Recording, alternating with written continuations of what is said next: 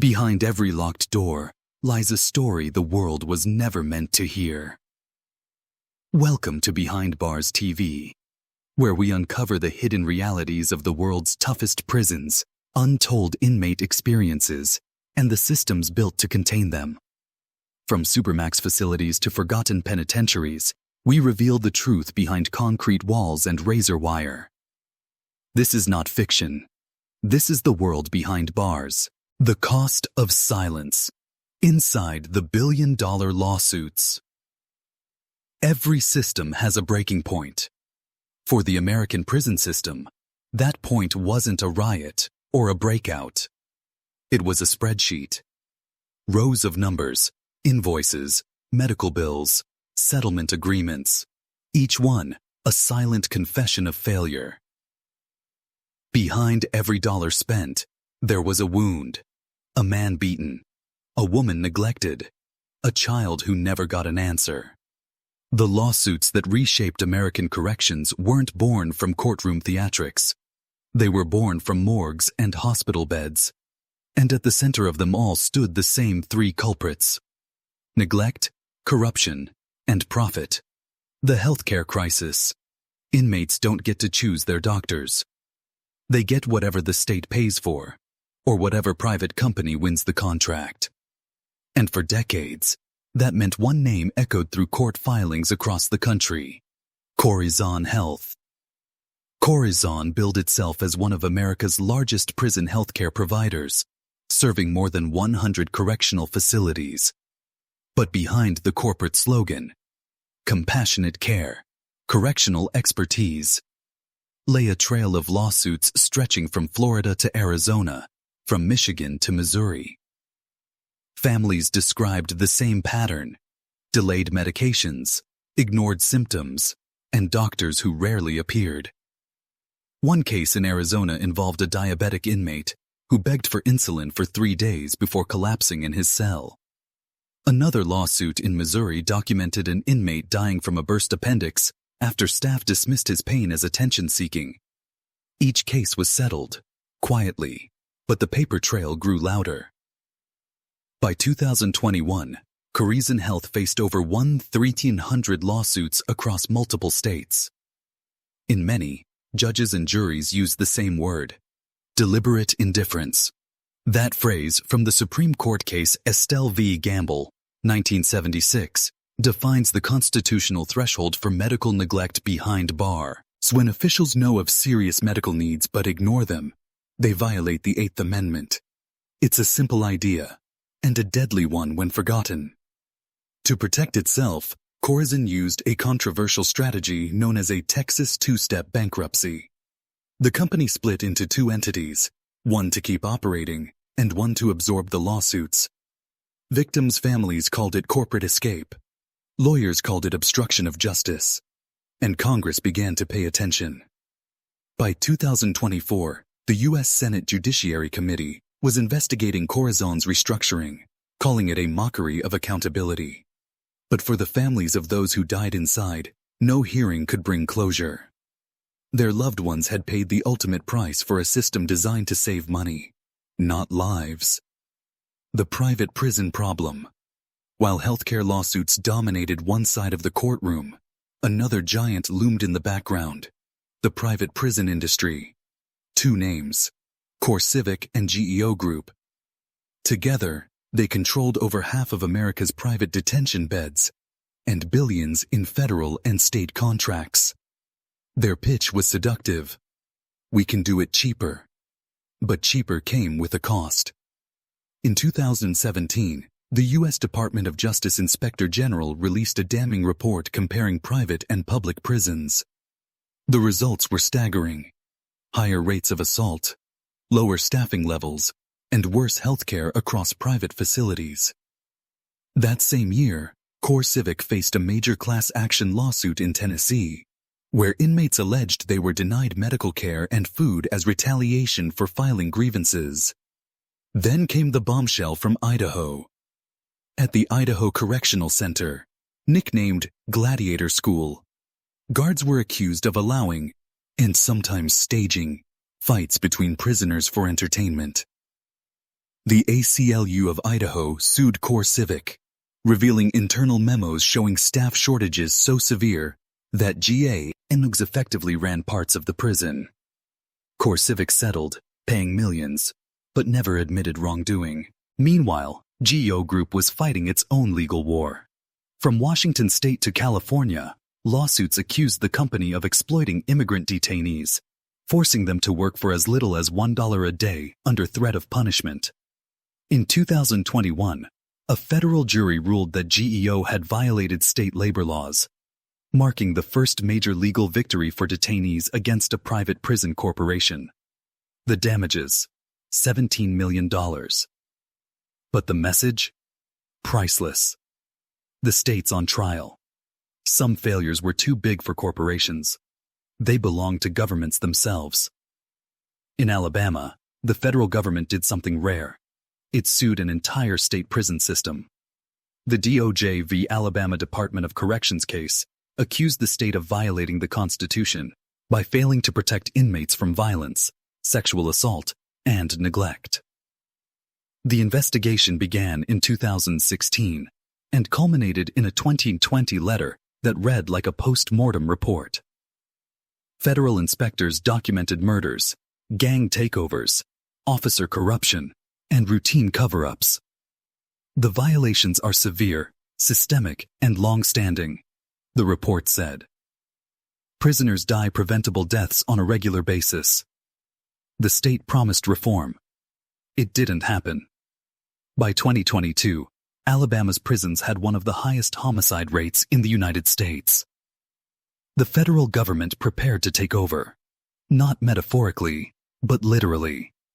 In 2023, U.S. attorneys filed motions seeking federal receivership, a legal move that would put Alabama's prison system under Washington's direct control. It was a move unseen since the federal takeover of California's prison healthcare system after Brown v. Plata, 2011. In Mississippi, a similar storm was brewing. After a series of riots and deaths at Parchman Farm, inmates filed lawsuits with the help of the Southern Poverty Law Center and rapper Jay-Z's Team Rock organization. The lawsuits claimed Parchman violated basic hum and rights, black mold, sewage leaks, no running water, and rampant violence. Federal investigators agreed. By 2022, the DOJ's Civil Rights Division announced a formal investigation into the Mississippi Department of Corrections. The pattern was clear. When states refused to fix their prisons, Washington eventually would. When settlements replaced justice, each time a state settled, a pattern emerged. Money changed hands. Promises were made. And then, silence. In Texas, after a series of wrongful death suits related to extreme heat in unair-conditioned prisons, the state quietly paid millions in settlements. But when journalists asked how many inmates had died from heat exposure, the answer was chilling. We don't track that. In Florida, after a mentally ill inmate named Darren Rainey was locked in a scalding shower and left to die, the state paid a settlement but declined to prosecute the guards. Internal reports labeled it an accident. Surveillance footage mysteriously disappeared. The Miami Herald's exposé won awards, but the system moved on. These stories became routine. Settlements without accountability. Checks without change. Legal scholars began calling it the cost of silence. Each payout, they argued, was the price of a public secret, a way to buy quiet instead of justice. The human side of litigation. Behind the headlines are families, ordinary people navigating extraordinary loss. Take Shawana Richardson, a mother from Arkansas whose son died of an untreated seizure in a county jail. She spent years writing letters to state officials before filing a federal lawsuit. The case dragged on for 3 years before a small settlement. Shawana never cared about the money. She wanted an apology. She never got one. Or Marcus Powell, a former guard who became a whistleblower in Louisiana. He testified that his superiors falsified reports to hide it. inmate beatings, and suicides. He was fired 2 weeks later. His lawsuit, filed under the Whistleblower Protection Act, is still pending. But his message echoes. They think the walls hide everything. They don't realize walls echo. Scene 6. The price tag of failure. When all the numbers are added up, the U.S. has spent over $2.3 billion on prison-related lawsuits and settlements since 2000, a figure compiled from state records, DOJ data, and investigative reports. That doesn't include private settlements, sealed agreements, or undisclosed payouts. The true number is likely far higher. Here's what that means in human terms. $500,000. Average payout for wrongful death in custody. $2 million. Typical class action settlement for unconstitutional conditions. $1 billion plus. Total federal oversight and compliance costs across multiple states. The irony is brutal. Taxpayers fund both sides. They pay the salaries of the officials who caused the harm and the settlements to those harmed. In the end, no one wins except the lawyers. The turning point. And yet, amid the corruption and tragedy, a quiet shift began to take root. Courts grew less tolerant of excuses. Federal judges began issuing injunctions mandating reform deadlines. States like New York, Washington, and Illinois passed legislation limiting solitary confinement and improving healthcare oversight. Journalists, whistleblowers, and even former inmates began to collaborate, creating a public record that could no longer be buried under settlements. The cost of silence had finally become too expensive. Whistleblowers, wardens, the watchdogs, how the truth finally got out. Every prison has two walls, one made of concrete, and another, invisible, made of silence. For decades, that second wall was the hardest to break. Behind it, truth suffocated. In official memos, in doctored logs, in reports rewritten by people paid to make horror sound like routine procedure. But every wall, no matter how thick, develops cracks. And those cracks came from inside. The guard, who wouldn't look away. His name was Keith Hilliard, a correctional officer in Alabama. For years he kept his head down, did his rounds, and clocked out. Then one night, something happened he couldn't ignore. Inmate James Hardy had been beaten. Not by prisoners, but by other officers. The sound of boots echoed down the corridor. Keith was told to stay out of it, but when Hardy died 2 days later and the report said natural causes, Hilliard's conscience broke. He gathered what he could. Copies of shift rosters, photos of the hallway, a list of who was on duty. He mailed them anonymously to a Birmingham journalist named Mary Gaddis, who had been investigating excessive force inside state prisons. Gaddis published the photos. Then came the retaliation. Keith was reassigned, isolated, and eventually fired for policy violations. But his documents sparked something bigger. The DOJ's Alabama investigation in 2019 cited the same evidence in its findings. One man's refusal to stay silent cracked open an entire system. The nurse from Arizona. Thousands of miles away, in Arizona's Iman prison complex, a medical worker named Katrina Green faced her own moral crossroad. She'd been hired by a private contractor, Corazon Health, and assigned to the maximum security unit. Her job was to process inmate medical requests. But she quickly realized those forms were disappearing. Inmates with chest pains were waiting days. Diabetic prisoners were running out of insulin. And when she complained, her supervisor said, "We don't have the budget for compassion." Katrina began secretly photographing medical logs, documenting falsified signatures and destroyed records. In 2014, she turned over her files to attorneys representing inmates in Parsons v. Ryan, a federal class action lawsuit accusing Arizona's Department of Corrections of deliberate indifference to prisoner health. Her testimony changed the case. When Judge Roslyn Silver ruled in 2021, that Arizona had systemically violated constitutional standards. She cited whistleblower evidence as key proof. That case became one of the largest prison healthcare settlements in U.S. history. And Katrina Green vanished from the public eye, moving states after receiving threats. Her name may not appear in headlines, but every reform memo written since carries her fingerprints, the reporters who refused to look away. In an age of short attention spans, few journalists choose to spend years covering prisons. Because inside the system, cameras aren't welcome, and truth costs access. But a handful of reporters changed that. Names like Jerry Mitchell in Mississippi, Liliana Segura at The Intercept, Carrie Blakinger at the Marshall Project, and Ben Conark at the Miami Herald turned local stories into national reckonings. In 2012, the Miami Herald's investigation into the death of Darren Rainey, the mentally ill inmate locked in a scalding shower, forced the Florida Department of Corrections to admit to widespread abuse. Blakinger, a former inmate herself, exposed patterns of neglect that transcended party lines, blue states and red states alike, cutting corners on human life. Through leaked photos, hidden recordings, and late-night interviews with terrified guards, these reporters built something the system feared most: a pattern. Because a single death can be dismissed as an incident, a dozen? Unfortunate.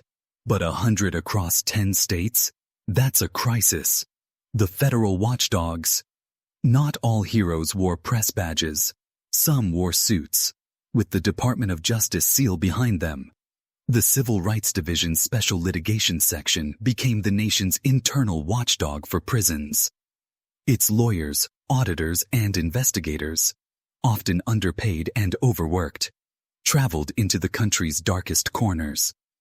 Mississippi, Alabama, Louisiana. Their mission: find out whether state prisons were violating the Constitution. When they arrived, state officials rolled out red car, pets, and polished smiles. But the investigators didn't tour visitor-friendly hallways. They demanded access to segregation units, mental health wards, and morgues. In Mississippi, DOJ teams discovered that prison logs didn't match surveillance tapes, proof that officers were falsifying records to hide deaths. In Louisiana, they found mentally ill inmates locked in isolation cells smeared with feces. In Alabama, they uncovered evidence of officers colluding with gangs to control dormitories. Their findings letters became public documents, dry, clinical, and devastating. One line repeated in nearly all of them: the state is deliberately indifferent to the safety and well-being of those in its custody. That phrase, in legal terms, is a death sentence for a state's reputation. Because when the DOJ declares a pattern or practice of constitutional violations, the next step is federal control. Hidden cameras, leaked videos.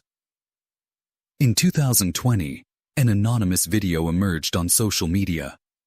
It showed a group of inmates at Parchman Prison standing ankle-deep in sewage, holding signs made of cardboard. "We are humans too." The footage spread fast, first across Twitter, then to CNN, BBC, and Al Jazeera. It wasn't just protest footage, it was evidence. Forensic analysts confirmed the video's authenticity. It led to renewed public pressure and triggered a second wave of lawsuits from Team Rock, the legal arm of Jay-Z's philanthropic organization.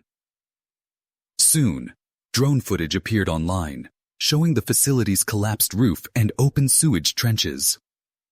Mississippi officials scrambled to respond, but the world had already seen enough. That single viral video turned a local crisis into an international scandal. Within months, the DOJ announced its formal investigation into Mississippi's Department of Corrections. The walls, once so good at hiding pain, had become transparent through pixels, the inside voices. While journalists and watchdogs broke stories from the outside, another kind of witness emerged. Former inmates who risked everything to speak publicly. One of them, Christopher Blackwell, had spent years in solitary confinement in Washington state. After his release, he became a writer for the New York Times and the Marshall Project, describing life inside, a place designed to erase memory. His essays, including "The Prison Where I Live Is Failing Everyone," reached millions online. For the first time, audiences didn't just hear about prisons, they heard from them. Another voice, Shaka Senghor, spent 19 years behind bars in Michigan and later became a national advocate for criminal justice reform. His TED Talk, "Why Your Worst Deeds Don't Define You," went viral, reframing the narrative around rehabilitation and responsibility. These voices bridged a gap that courts couldn't. They made the invisible visible. The documentary lens. In the 2010s and 2020s, film began doing what lawsuits couldn't, showing the public what official reports sanitized. Netflix's 13th, HBO's Solitary Inside Red Onion State Prison, and PBS's Frontline Life on Parole took viewers inside. Archival footage of shackled men, testimonies of mothers outside prison gates, and interviews with wardens forced into honesty reshaped national opinion. Once the lights of Hollywood reached the darkest cells, the public's patience began to fade. And YouTube, a platform once reserved for entertainment, became a new battleground. Channels like Behind Bars TV, Criminal Shadows, and The Black Docket emerged, using factual storytelling to expose what mainstream outlets missed. Suddenly, the world could see and share the evidence instantly. The risk of speaking out. But truth always comes at a cost. Whistleblowers lost jobs. Reporters were banned from facilities. Families faced harassment. In some cases, witnesses disappeared before hearings. One Texas nurse who testified in a heat death case was later found dead in her home, ruled a suicide, though her friends called it intimidation. In Alabama, an ex-officer's house was burned down 2 weeks after he spoke to federal agents. No arrests were ever made. These stories rarely make headlines, but they serve as grim reminders. Exposing a broken system can break the people who dare to do it. The watchdogs bite back. Eventually, oversight stopped being reactive. Federal monitors began operating inside the walls, not just visiting them. In states like California and Illinois, court-appointed monitors now review every medical chart, disciplinary report, and use of force video. Judges issue quarterly reports, made public, that detail every failure. In one report, a monitor described seeing a mental health patient in California chained to a bed for 72 hours. In another, an Illinois monitor discovered officers disabling body cameras during cell extractions. The findings no longer vanished into archives. They became evidence in real time. As transparency grew, so did accountability. Some wardens began cooperating, admitting what reform advocates had long said. We were never trained for rehabilitation, only for control. The moment the walls broke. By the mid-2020s, something unprecedented happened. Public outrage and legal reform aligned. The Biden administration expanded DOJ oversight into new states. Congress reintroduced the Solitary Confinement Reform Act. Multiple states passed duty to intervene laws requiring officers to stop colleagues from using excessive force, and journalists began receiving leaks directly from staff who once stayed silent. The old code, "What happens inside stays inside," was dying. Today, every major prison system in the U.S. is under some form of legal agreement, investigation, or reform mandate. It took decades, hundreds of lawsuits, and thousands of lives. But the invisible wall of silence is now riddled with holes. What you just saw is more than a story. It's a reality lived by thousands behind bars. If you believe in uncovering the truth, the kind hidden behind concrete walls and silence, then join us. Subscribe to Behind Bars TV and never miss a chapter in the world's most dangerous stories. Until next time, stay aware, stay informed, and remember, freedom and confinement are sometimes only a wall apart.